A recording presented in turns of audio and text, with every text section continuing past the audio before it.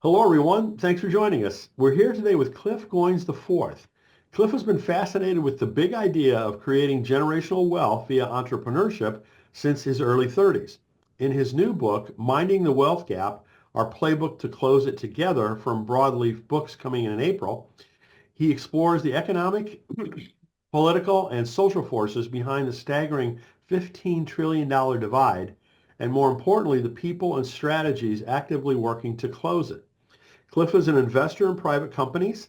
He also co-founded Scale Up, a startup that began in Amazon, which helps diverse-owned and other small and medium-sized businesses grow into large enterprises. Cliff has held roles at Northern Trust Asset Management, including COO of an early-stage fintech acquisition and head of strategy for the billion-dollar business unit. Cliff serves as vice chair of the investment committee for FAMU Foundation and is former elder board chair of Soul City Church, a fast-growing church in the West Loop of Chicago. He holds an MBA in finance and strategy from the Kellogg School of Management at Northwestern University and a BS in accounting from HBCU Florida A&M University. He's obsessed with tennis and lives near Chicago with his wife and two smart, beautiful, and sporty daughters. You can learn more at cliffgoinsiv.com and broadleafbooks.com. So Cliff, many congratulations on all of your great work, and thanks so much for joining us. Oh man, thank you so much for having me. I'm excited to dive into the conversation. So I'm going to ask you to tell people more about the what I touched on. And one of the things I'd love you for you to tell about is your history with Christian books.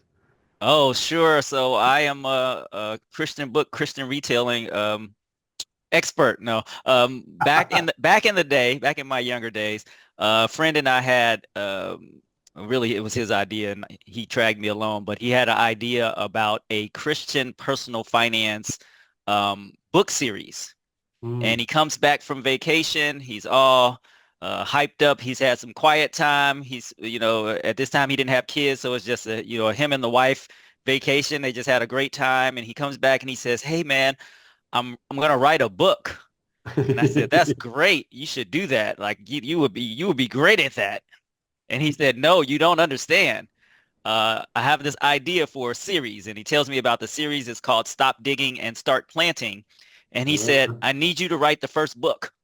Oh, that's great. Right. And I was like, huh? And then, I thought about it, prayed about it, what have you. And I said, you know what? I'll do that. The first book was all about kind of how do you set a financial foundation? How do you kind of get out of debt? And he knows that that's some of my favorite subject matter. And so, yeah, so we launched these books, we self-published them, and then we dive deep into what's going on in the publishing industry. Long story short, we end up buying a Christian bookstore, and we end up running that for probably about 5 or 6 years as well. And just I got a pretty well involved in the industry, and actually the reason that I even have this book deal is because of a connection from way back then, which I think we'll Whoa. get into later. Oh, good. Good for you. Well, was it in the Yeah. Chicago area, the bookstore? Yeah, so we had bought one of the bookstores from Moody Bible Institute here in the Mm. Chicago area. So they ran three bookstores. They had one downtown Chicago, one in Indianapolis, and one on the south side of Chicago. And essentially, when Lifeway came in to buy the bookstores, um, I don't know the politically correct way to say this, but they just didn't want that south side store. It didn't have Ah, the demographics that they had throughout the rest of their chain. sure. So we ended up buying it. That's awesome. That's awesome. So, Yeah. do you know Otis Moss the third or Otis I Moss know who he II? is, and I have friends who actually know him. But no, I Okay. don't have a personal relationship with Yeah, another Otis. South Sider. Yes, yes, yes. Very well known Southsider. Yes, exactly. Yeah. So, anything else that you would like folks to know about you before we start talking about your book? I mean, at the end of the day, I'm just an analyst with a bias for action. I have a strong passion for economic justice. Just want to see my aunts and my uncles and nieces and nephews and really the broader Black community thrive in the States. And I just feel this deep sense of calling around the type of work that kind of combines the spiritual and the practical. And so that's kind of where I live, and hopefully that's also in the spirit of the book that we'll talk about a little later. So Good, good, good. Well, I do also want to hear more about Scale Up. That sounds like it's an awesome, idea and organization. Tell us about that. yeah, so Scale Up was actually the idea of one of my good friends from undergrad. His name's Rayford Davis. He was working at Amazon, and at that time I was working at Northern Trust. Um, but he was able to actually get this concept approved at Amazon in an incubator. And the inciting question was, how can we create more large, diverse owned businesses? And we just put a line in the sand at $100 million in, or more in revenue. And what our research showed was that of the 17,000 businesses in the states that do that size of revenue, less than 0.6% of them were black owned. And we started out with black owned and kind of expanded from there. So this basically just kind of led us on this quest to work with large Fortune 200 corporations and work with SMBs or small and medium-sized businesses in their supply chain. And so right now we're, a few years in, but we basically use Gen AI to create smart matches to accelerate the business being done between large corporations and SMBs. Hmm. I agree, it is a super, super, super cool concept, but it's still very much in startup mode. And so we're still alive. We spun out of Amazon about 2 years ago, and we're still alive and kicking and making progress. So Well, that's that's Scale Up cool. It's in a a, it's a neat nutshell. concept. I was glad to hear about Yes, yes. So we're excited to see what the future holds. it. So, I mentioned the title of your new book, Minding the Wealth Gap, Our Playbook to Close It Together. It's coming out from Broadleaf in April. How did that book come about? Yes. So back in the day, as I am networking very heavy in this Christian kind of publishing world, became really involved with the Christian Booksellers Association.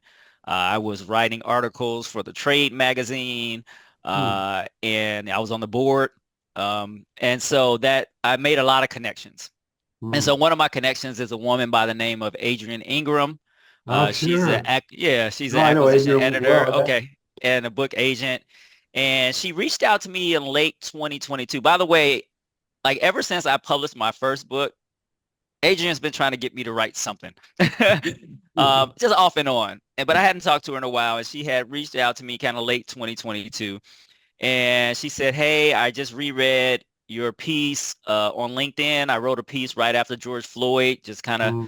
giving my take on what had transpired." And she's like, it was really moving. I was moved by it. And we ended up in this series of conversations, and it ultimately ended with her asking me, "Hey, what would you have to say to wealthy black folks?" That's how she put it. "What would you have Hmm. to say to wealthy black folks about closing the wealth gap?" And I Hmm. sat there for a moment and I said nothing.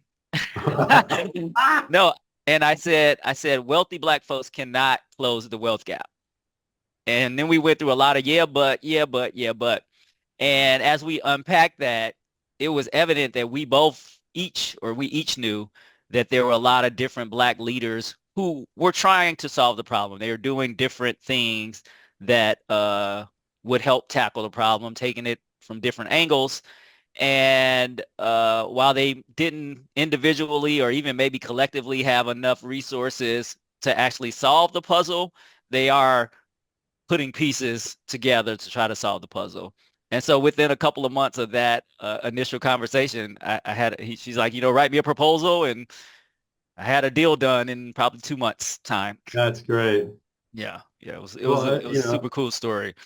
I mean, as we were talking beforehand, I mean, Broadleaf has done a fantastic job, of sourcing great books over the last few years. So I'm impressed with that and very glad that Adrian and you connected there again. Yes, yes. But you'd also told me that you'd self-published a book several years ago when self-publishing was, you know, Yeah, we were on the front end. yeah, rudimentary, more rudimentary than it is today. Yeah, no, this was 2003.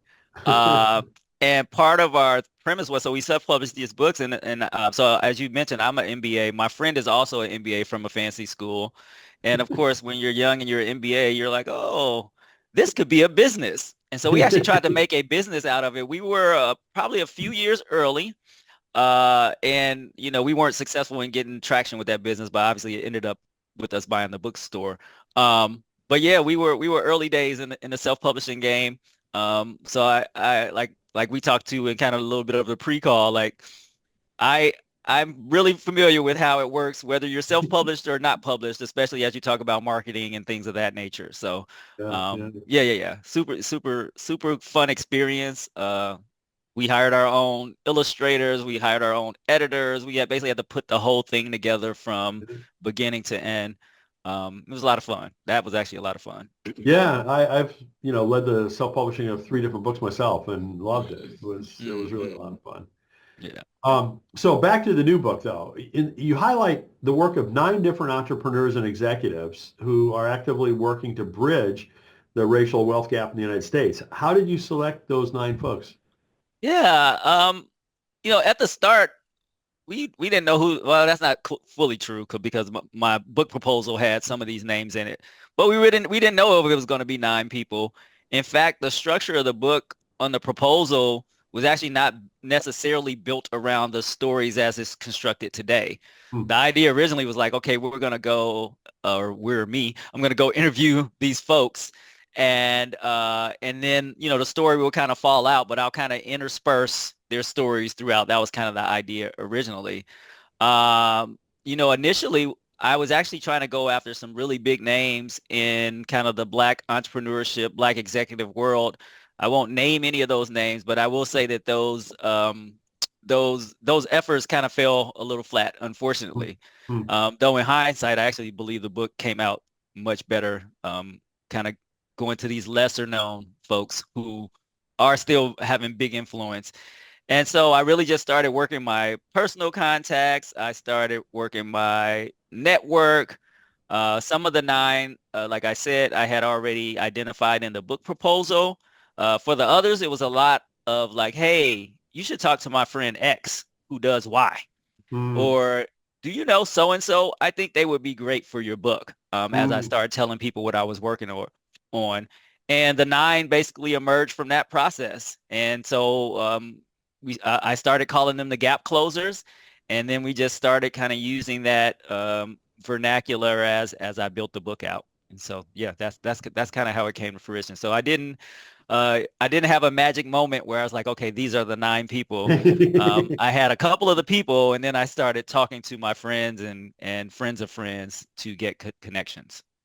Isn't networking just like amazing? It is amazing. It is What you can amazing. accomplish, through trust. I mean, basically is what it boils down to. Right, People right. trust you, so when they introduce you to somebody, you know, they're going to trust They'll them. pick up the call. Like I Yeah, said, a lot of them agreed to be interviewed.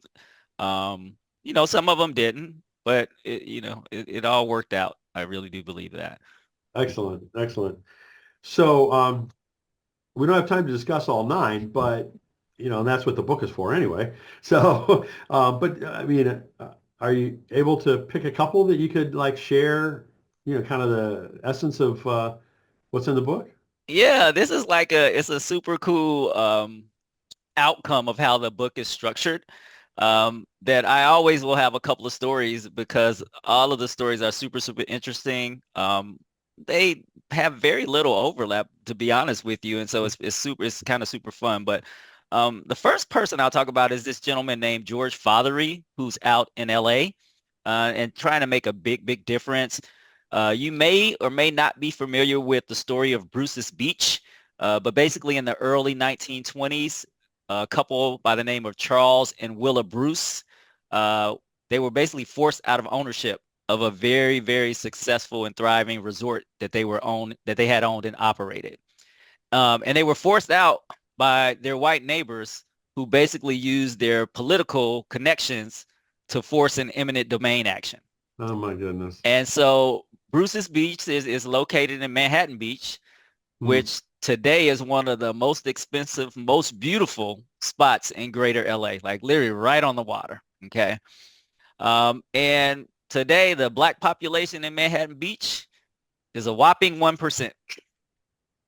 Now, George was basically the lead lawyer who used his pro bono time while he was working at a big law firm to secure reparations for the descendants of the Bruces. Really? Yes, and Wow. so Wow. that's probably where I'll leave that story. He has Huh. you can look up George as well, and then obviously I have a good story on kind of how everything came down or went down in the book. But George is a good one. He is really all about real estate, Hmm. home ownership, property ownership, as one of the ways to close the gap. Hmm. Um, I think the other gap closer I would call out is Kedra. So Kedra Newsom Reed is actually a partner at BCG, which you'll be familiar with, but Boston Consulting Sure. Group for those who don't know. And she's basically used her expertise and relationships with large global financial institutions, institutions you would know because you probably bank with them since they bank pretty much everybody, um, to help drive this concept called the wealth creation loop. And this is a multifaceted concept. It includes things like intergenerational wealth transfer or housing finance or even entrepreneurial finance, among some other things. And it's the reinforcing nature of each of these components that really is what makes it a loop. And so she and her teams use these themes to help these large financial institutions see how they actually can play a role with just how they regularly do business to help close the wealth gap. And so those are probably two that I'll call out there. Obviously there are nine, and then there are a lot of minor, what I would call minor characters in there that I tell parts of their stories as well. So, and then I have my own little story in there. So we have tons of stories in there. Um, yeah, the approach was really to definitely use the data, but definitely use these kind of real life lived experience stories because at the end of the day, the book is a call to action, not just for Black folks, but for all folks. So let's like go into that a little bit more. When you say call to action, because there's so many books that I see that are great on analysis or in history, but they're kind of lacking on, okay, what do we do about it? And so what's the call to action in your book in terms of what do we do about it? Yeah, so it's interesting. There are kind of categories of things. So one, you mentioned the size of the problem. It's a huge problem. So Um, a lot of times, whether it's this or other things, when people see huge problems, their brain fries out and they tap out. So what we're trying to bring it to is like, nope, there are small things you can do. And so thematically, one of the things that came through as I interviewed not just the major characters, but the minor characters of the book, is that the gap closers kind of do three different things, right? Hmm. They will either create opportunities, and I'll talk a little bit about what that means. They will expand other people's networks, or or they will enable ownership, and some of them Hmm. cut across all of those things. Create opportunities are things like exposing people to educational opportunities or job training opportunities or actual jobs, for example. Expanding networks is just what you think it is. It's access to relationships and resources that for us, our families, our communities just would not otherwise be able to reach. And then enabling ownership is really all about asset holdings. Now, that could be real estate, it could be business, entrepreneurship, or it could be other productive type assets. But really, how do you advance that? And so that's something I actually believe everyday Americans can do, and you can do it at different levels, right? Well, could you go further and give us some specific examples of what, Sure, some of our audience might be able to do? sure. Let's just talk about networks, right? So it's quite the case that um, while we like to bill ourselves as a democracy that's a meritocracy, we're actually more of a So much depends upon aristocracy. who you know, We're more of right? an aristocracy It's who you know. that's based on relationships. And so the networks thing is a big thing. It's about opening up potential access to, say, a business owner that you know that might be hiring, right? It might be just opening up access to um, a business banking lender that you know that's in your network that might not, look at a business that say someone that looked like me was actually trying to buy or trying to finance, and having a conversation to actually help penetrate that network. But I think that's something that a lot, especially a lot of well-off folks can do. They could do that. They do it all the time. Like, and so that's a very practical example. There are obviously other things that are more programmatic that might require, public-private partnerships. So I do touch on some of that as well. Right? If you're a CEO of a company and you have access to 20 other CEOs, could you guys put your heads together in a room and figure out how you might want to advance Black executives in your businesses? Like, there are things like that, but that's a smaller group of people that can do things like that. Sure, sure. So we've had a major change in U.S. government administration. We have. Um, how do you see that impacting the racial wealth gap? Yeah, unfortunately, this is a really, really easy answer. It's gonna widen it. It's Yeah. just by pure math, and we can talk about the path that the administration is on, but that path is going to expand it, I think, at least in three ways. One, via taxes; two, via tariffs; and three, via the taking away of essential programs. And so I'm going to start with everybody's favorite subject at this time of year, taxes. But there's some research that was recently done by Baker Tilly that's actually based on government data. And it basically says that by 2034, the proposed tariffs will erode most Americans' after-tax income by around 2.3%. Hmm. Okay, kind of on a innovation. Now, on the tax front, the same data shows that the lower end of income owners, the bottom 40%, will actually end up in a net deficit. Okay. I want you to hold on to that. So the lower rung of income owners, bottom 40%, they're going to end up with a net deficit based on what's happening with the proposed tariffs as well as the proposed taxes. Okay. And when you say net deficit, what do you mean by that? I'm going to explain. I'm going to give you an Okay, example. All sorry. right. Yeah, no, I'm going to give you a real example. And then the top 60% will actually end up in a net positive. Okay. Now, what's interesting about that is if you go to just the top 5%, they actually will end up with a plus 4% annual increase in their after-tax income. And so I'm going to use just a very representative example, right? So a bottom 40% household, say that they bring in $40,000 after tax. All right.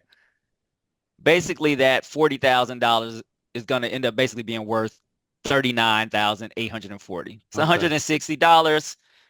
Doesn't seem like it's too bad, but it's an erosion of their buying power, which is already small.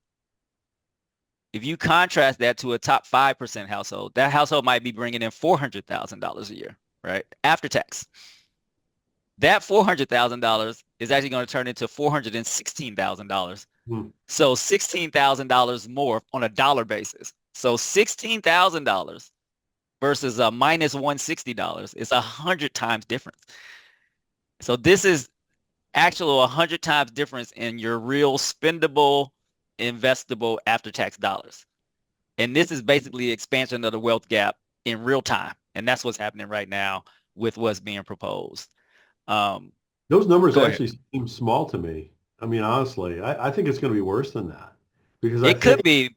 Well, what's not in the analysis? The analysis is truly just based on uh, where they think the tariff fallout will be based on history in terms of cutting into consumer spending, and then just the math on the actual tax rates. What it doesn't account for is the compounding nature of investable assets that are already invested, and then obviously the reinvestment of the now more or higher disposable income that those higher echelon households will have. well, I mean, again, not to mention, how many hundreds of thousands of government employees being laid off. Oh, well, yeah, and most of those folks they probably wouldn't necessarily be in the bottom 40%. A lot of those are probably in the middle. Mm. But yeah, they still won't, they still are less well off than the more well off, if that makes any Hmm. sense. Hmm. Yeah, And then the trickle down effect from all the above. yes, yes. So, yeah, so I think that, and then obviously, well, not obviously, but if you look at the list of the types of essential programs that they're trying to take away, whether it's in the Department of Education, whether it's the grants for all these Yeah. community-based type efforts, or even for, I think one of the things that the administration, maybe they understand it and they don't care, but it seems like they don't understand too that a lot of the states actually rely on federal funding for certain programs. And so if you add all that up, right, family programs, things of that nature, they're going to have a lasting negative effect on wealth, especially wealth and well-being, to be honest with you, in lower income households. And Absolutely. unfortunately, that's where Black families sit disproportionately. And so Hmm. that's just the tough reality for now. But Yeah. Yeah. Well, what would be the number one thing that you'd like people to take away from the book? number one takeaway, this is not just a Black problem. This is actually an American problem. And so it's really a call for entrepreneurs and executives who want to drive real economic change, for investors and policymakers who actually are the ones who really shape wealth building opportunities and how wealth is created. And it's also for philanthropists and community leaders who are people who have access to resources who can really help make systemic change. Like I told Adrian, like Black Americans cannot close this wealth gap alone, but Mhm. you can be a gap closer too. We just need more people to get into the game. So that's really the big takeaway of it. Absolutely. Absolutely. So, you're an experienced entrepreneur. There are several people in our audience that aren't quite as far along on that trajectory.